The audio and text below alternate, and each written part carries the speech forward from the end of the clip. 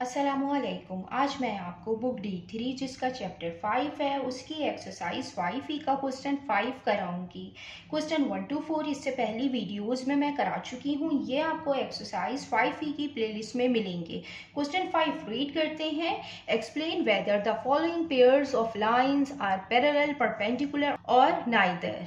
Question में हमें दो लाइंस की इक्वेशंस गिवन है और हमें एक्सप्लेन करना है कि ये जो पेयर ऑफ लाइंस हैं ये पैरेलल है या परपेंडिकुलर है या फिर ये दोनों ही नहीं है, पैरेलल और परपेंडिकुलर। इसके पार्ट ए में हमें दो इक्वेशंस गिवन है, y is equal to 7x plus 14 और y is equal to 7x plus 16। हमें इनको एक्सप्लेन करना है कि ये पैरेलल है, परपेंडिकुलर है या फिर ये दोनों ही नहीं है। अगर दो लाइंस हमें गिवन है और दोनों आपस में परपेंडिकुलर है, ये लाइन 1 है, ये लाइन 2 है, इसका ग्रेडियंट m1 है, इसका ग्रेडियंट m2 है। तो if two lines are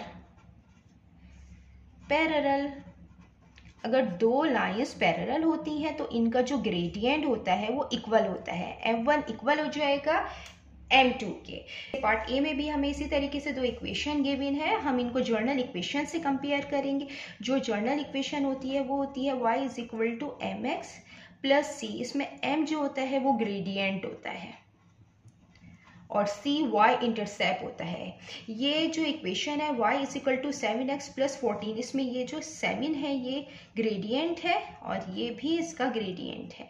तो यहाँ पे जो m1 है वो 7 है और इसका जो m2 है वो भी 7 है। तो यहाँ पे क्या है, ये m1 है, ये इक्वल है m2 के। सो ये टू लाइंस क्या हैं, ये पैरेलल हैं।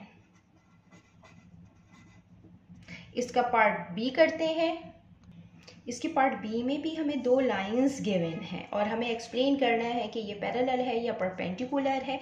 अगर हमें इस तरीके से दो लाइंस गिवन है और एक लाइन दूसरी लाइन पे परपेंडिकुलर है, ये लाइन L1 है, ये लाइन L2 है। तो if one line is perpendicular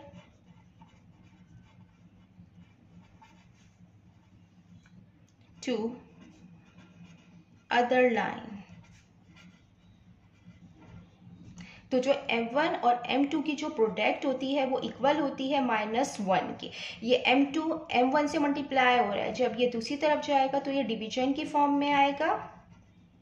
ये वाले फार्मूले से ये प्रूफ करेंगे कि टू लाइंस परपेंडिकुलर है। m2 क्या है कि ये नेगेटिव रेसिप्रोकल है m1 का। तो मैं यहाँ लिख देती हूँ कि m2 is the negative reciprocal of m1।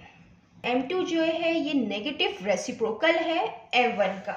ये दो लाइंस की इक्वेशन है, एक है y is equal to 4x minus 7 और ये है y is equal to -1/4 x plus 5। इसको भी हम जर्नल इक्वेशन से कंपेयर करेंगे। इसका जो ग्रेडियंट है लाइन 1 का वो 4 है और इसका जो ग्रेडियंट है वो है -1/4। अगर टू लाइंस परपेंडिकुलर होती हैं तो जो ग्रेडियंट होगा m2 का वो m1 के ग्रेडियंट के नेगेटिव रेसिप्रोकल होगा। ये 4 है, ये -1/4 है। तो ये ऐसे ही प्रूफ हो गया कि ये दोनों लाइंस जो हैं वो परपेंडिकुलर हैं। हम इस फार्मूले से भी इसको प्रूफ करके देख लेते हैं। ये m1 है multiply by m2 is equal to -1, ये 4 है multiply by -1/4 is equal to -1, ये 4 से 4 कैंसिल, ये -1 इज इक्वल टू -1।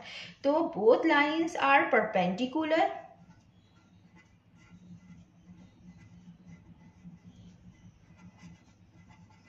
अब हम इसका पार्ट सी करते हैं। ये इसका पार्ट सी है, इसमें भी दो इक्वेशंस गिवन है, y is equal to -2x plus 2 and 2y is equal to x plus 6। और हमें इसमें भी एक्सप्लेन करना है कि ये दोनों लाइंस पैरेलल हैं, परपेंडिकुलर हैं या फिर ये दोनों ही नहीं हैं। मैंने आपको बताया था कि अगर दो लाइंस परपेंडिकुलर हो, एक लाइन दूसरी लाइन पर परपेंडिकुलर हो, तो इनका जो फार्मूला होता है वो होता है m1 into m2 is equal to -1, ये हम प्रूव करते हैं। और हम इसको इस तरीके से भी लिख सकते हैं, m1 इक्वल होगा -1 अपॉन m2 के। ये m2 क्या है, m2 नेगेटिव रेसिप्रोकल है m1 का। यहाँ पे लिख देती हूँ, m2 is the negative reciprocal of m1। अगर m1 2/3 है तो जो m2 होगा वो होगा -3/2। अगर m1 जो है -5 है तो जो m2 होगा वो होगा +1/5। ये नेगेटिव रेसिप्रोकल होगा। अगर ये m2 जो है वो m1 का नेगेटिव रेसिप्रोकल है तो इसका मतलब है कि टू लाइंस आर परपेंडिकुलर। और हम इस फार्मूले से भी प्रूफ कर लेंगे। इनको हम जर्नल इक्वेशन से कंपेयर करेंगे। जो जर्नल इक्वेशन है वो है y is equal to mx plus c। m क्या है, ये ग्रेडियंट है। यहाँ पे जो ग्रेडियंट होगा m1 वो होगा -2। यहाँ पे ये y होना चाहिए, यहाँ पे ये 2y है तो 2 यहाँ मल्टीप्लाई हो रहा है। जब ये दूसरी साइड पे जाएगा ये डिवीजन की फॉर्म में आएगा तो ये हो जाएगा x/2 प्लस 6/2। ये हो जाएगा 1/2x और ये 2 1 टाइम 2 2 3 टाइम 6 और ये हो जाएगा 3। तो जो इसका ग्रेडियंट होगा वो होगा 1/2।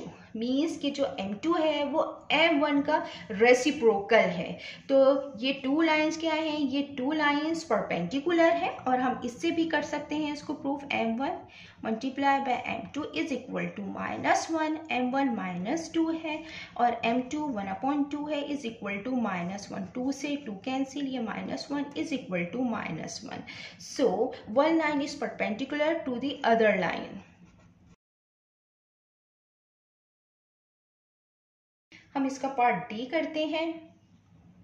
ये इसका पार्ट डी है। इसमें टू लाइंस गिवन है, x + 2y is equal to 6 and y is equal to 3x - 8। हम इसको जर्नल इक्वेशन से कंपेयर करेंगे। इसमें हम y को सब्जेक्ट बनाएंगे।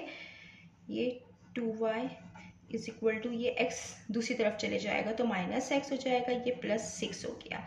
ये 2y से मल्टीप्लाई हो रहा है, जब ये दूसरी साइड पे जाएगा तो डिवीजन की फॉर्म में आएगा। -1/2 x आ जाएगा प्लस 2 1 टाइम 2 2 3 टाइम 6, यहाँ 3 आ जाएगा। ऑलरेडी सही इक्वेशन लिखी हुई है, ये मैच कर रही है जर्नल इक्वेशन से।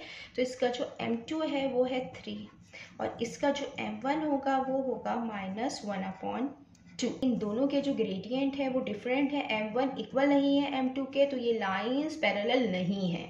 और इसका जो ग्रेडियंट है ये -1/2 है और इसका 3 है। मींस कि ये m2 जो है वो m1 का रेसिप्रोकल भी नहीं है। तो हम फिर भी इसको इस तरीके से प्रूव कर लेते हैं, m1 into m2 is equal to -1। m1 -1/2 है और m2 3 है is equal to -1। 3 1 time 3 -3/2 -1, minus से माइनस साइन कैंसिल हो जाएगा, ये 3/2 इज इक्वल टू 1। ये 3/2 ये इक्वल नहीं है 1 के। So both lines neither parallel और नॉर परपेंडिकुलर। तो हम यहाँ पे लिख देते हैं neither parallel nor perpendicular। जितना मैंने एक्सप्लेन किया है, अगर इसमें कोई भी क्वेरी है तो आप कमेंट्स में पूछ सकते हैं। अल्लाह हाफिज़।